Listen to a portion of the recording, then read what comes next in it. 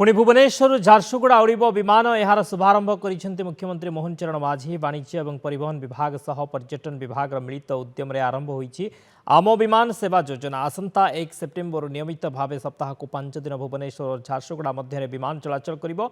या राज्य में विमान सेवा सहित शिल्प अभिवृद्धि और पर्यटन को अधिक सुदृढ़ कराइबो बोली आशा करा जाउछि।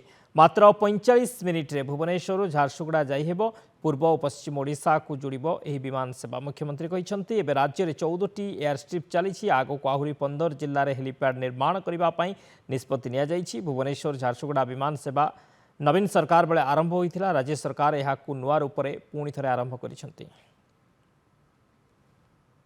भुवनेश्वर विमान बंदर शिल्प समृद्ध झारसुगुड़ा सहर को विमान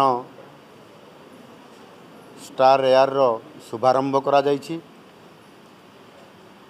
एबे जो आमर पॉलिसी अच्छी Odisha new destination policy A आधार रे आज प्रथम थर करी भुवनेश्वर झारसुगुड़ा एवं झारसुगुड़ा भुवनेश्वर को स्टार एयर माध्यम रे जो नुआ विमान आसिकी ये चलाचल आरंभ होगा आम ओडिशा निश्चित भाव में गोटे ये हूँ आनंद और खुशीर मुहूर्त।